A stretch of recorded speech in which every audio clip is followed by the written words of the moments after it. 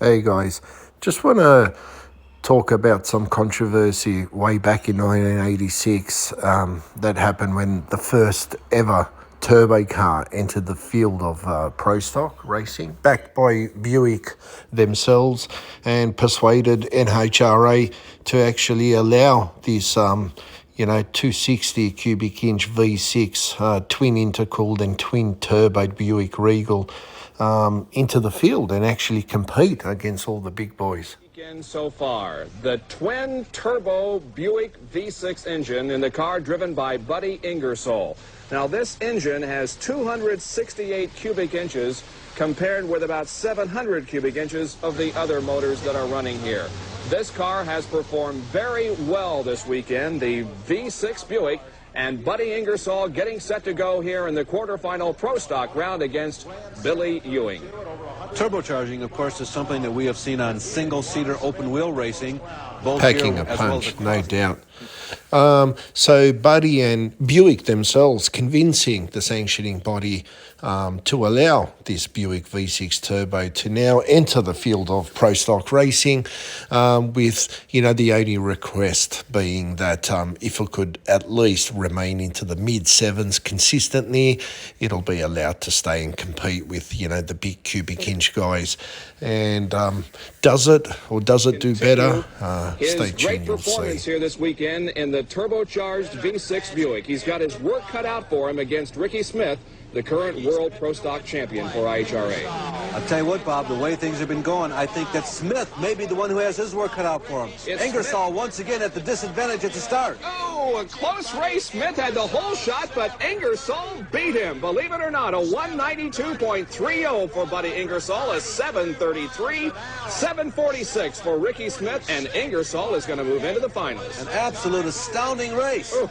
It's almost hard to believe that Ingersoll won that race. He turned in another 7.3. That's his third one in a row. So not only is it getting quicker, it's actually winning races now, and a lot of them, which is getting a lot of the other guys all angry and Absolutely unbelievable everyone's times. ranting on about And it. I've got to tell you, as I said to Bob Glidden in the last round, we're making history here in the final.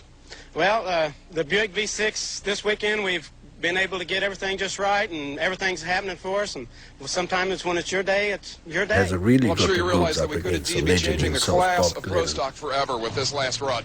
Well, it'll be awful tough to beat him, but we'll go up there and put a run on You him. know it or not, but Buddy the Ingersoll humble ran Bob 733, Glidden 192 himself. in his semi, so you have lane chase. I saw that I knew Terry was going to make a good run, which he did, and the final will be even tighter. About it. And, as I told Buddy, and I told you in the previous round, it is going to be history in the making. This is going to be the old style pro stocker against what many people consider the wave of the future. I'm going to have to do my best for sure next round. These pro stock guys would shoot me down if this turbocharged thing wins this pro stock. Ingersoll's Buick Regal. The Buick Regal, 268 cubic inches against a refrigerator underneath the hood of Glidden's car. Well, Ingersoll has had such a successful weekend this weekend for really the first time this year. He has gotten himself into the finals, but he has a lot of work to do if he's going to beat Bob Glidden, who's staging here in the near lane. Bob, it's going to take a 190-mile-an-hour run, an almost unheard of time a couple years ago to win this one. Let's see what happens. Ingersoll is now ready in the far lane. The Pro Stock Finals set to go. Green light comes on.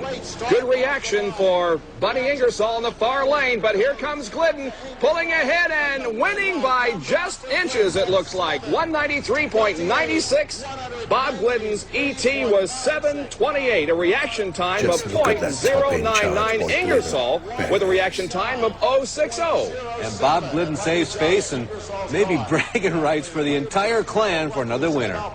So Bob Glidden from Whiteland, Indiana wins another IHRA drag race. Let's go to Brett Kepner and get Bob Glidden's comments. Bob Glidden has just scored a big one for the pro stock fanatics who enjoy the 700 cubic inch mountain motor type of machinery. And Bob, this was one that really counted, defeating Buddy Ingersoll here in the pro stock final round. 728, 193 miles an hour. You got around the V6.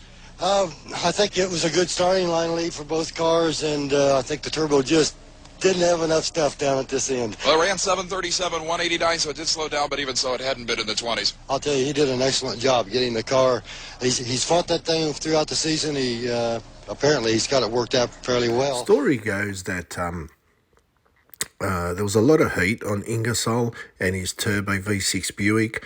You know, just a lot of the NA boys there and their, you know, big motor co-sponsors wanted him out. And there was also speculation and rumour, in fact, that Buddy Ingersoll actually forfeited some runs where he'd, you know, slightly let off on the top end just to lose some matches, just to keep him in and keep competing.